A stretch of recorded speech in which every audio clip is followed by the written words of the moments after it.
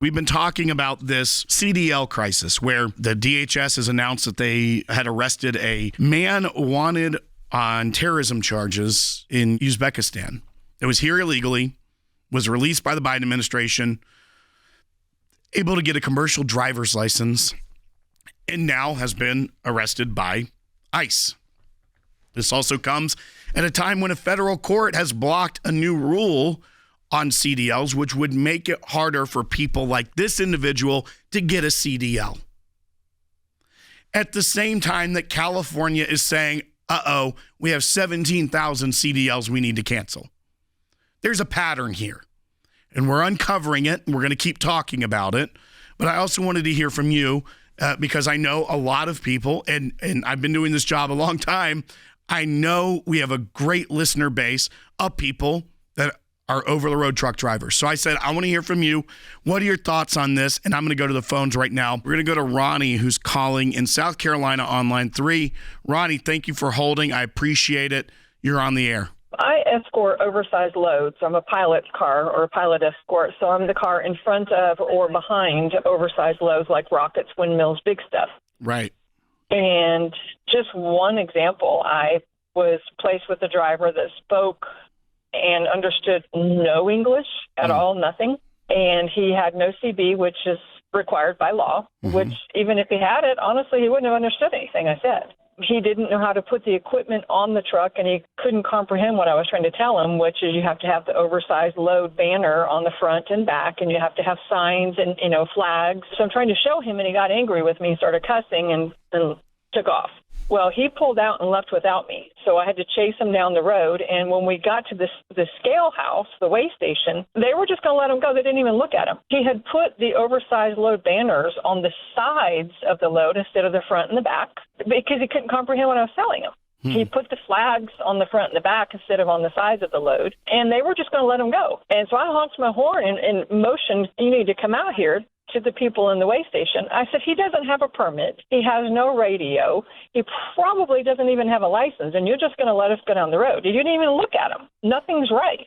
He had no license and was working for a very large company that's all over the U.S. And Ronnie, I think that is the secondary issue with this entire problem is that we're talking about individuals that have licenses, that have been granted them, that should not have them.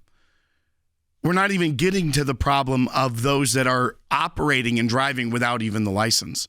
So one, this is a situation where I'm glad Secretary Duffy is on it, that he is going to make America's roads safe and protect people like you that are a pilot car driver behind very large loads of things. You mentioned rockets, windmills. We've all seen oversized loads in pilot cars on the interstate.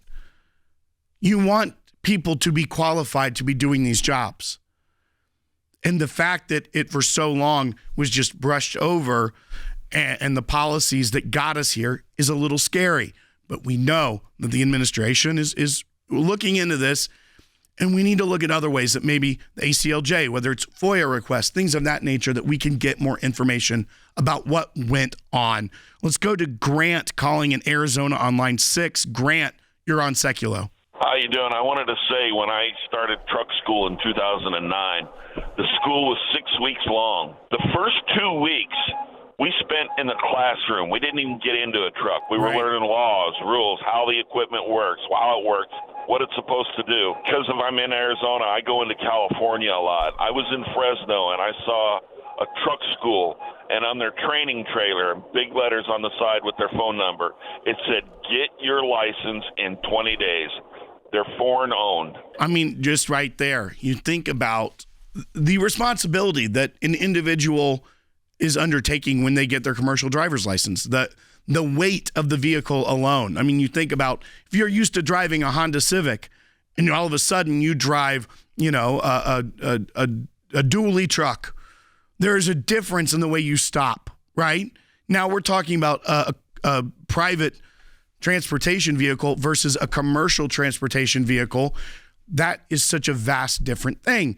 You would think someone driving it would want to spend more time training and understanding it. So, I mean, thank you for pointing that out. It's fascinating. But once again, it's things like that these CDL mills that I think the administration needs to look into and crack down on, that are trying to get people through loopholes instead of making sure that our roads are safe.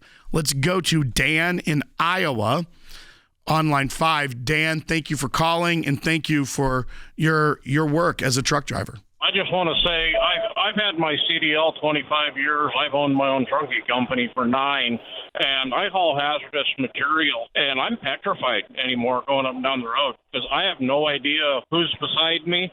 I'm scared to park at night in certain places, not because it's a bad neighborhood, because I don't know if I'm going to wake up to somebody smacking the side of my truck or somebody blocking me in because they just drive until their little logbook says don't drive anymore, so they just pull it over wherever they're at. I think your last caller about the training was spot on. I mean, there is a standard that's being sidestepped. I've seen accidents at truck stops where, somebody bonks into somebody, so they go to exchange paperwork, and broken, non-communicative skills, they hand out cash. They say, we can't, no insurance. What are you doing out here? I have $1 million liability. I pay $1,000 a month for my insurance. Right. But somebody else is just kind of skirting those rules, and they're chameleon carriers. You shut them down, they're going to pop up again in 48 hours under a different name and number, but it's the same clowns in a different circus. I hear you, Dan. George is calling from Arkansas on line 1. George, you told our screener you're a truck driver. I want to thank you for that.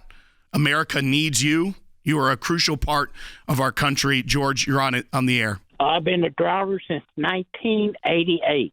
This has been a problem for over 10 years. We've been yelling about it, and unfortunately, it's getting national-wide press because people are dying every month from this crisis.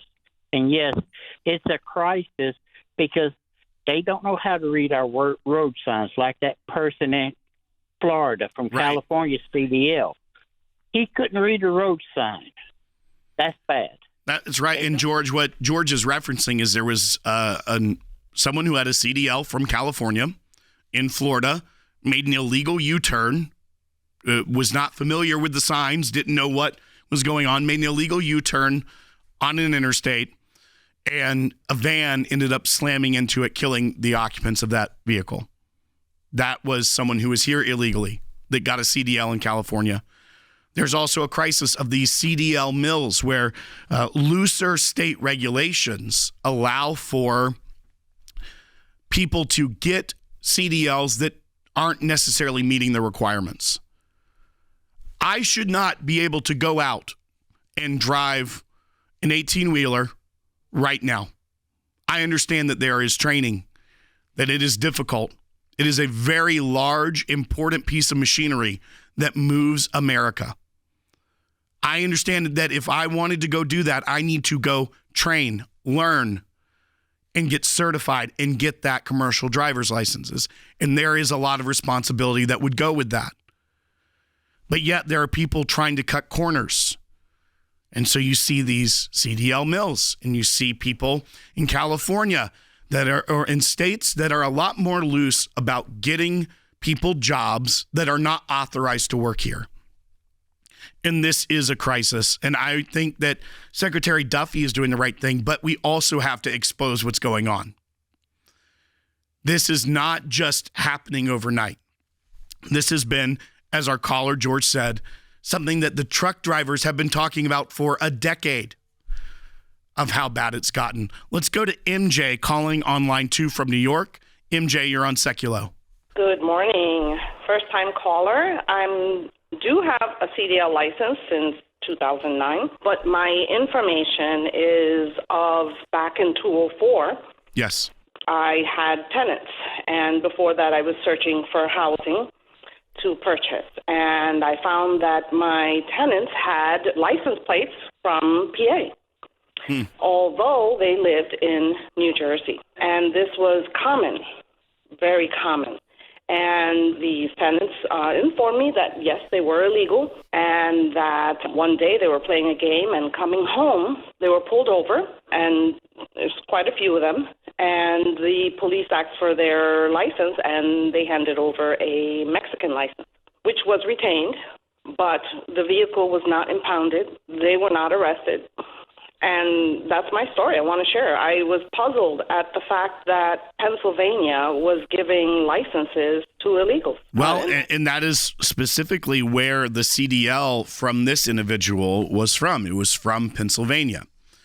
We have seen what is now becoming this crisis where states that have Democrat leadership, that have different thoughts on the way that our immigration policy should be put forward, and then have wanted to fight the Trump administration or the policies of the previous Trump administration.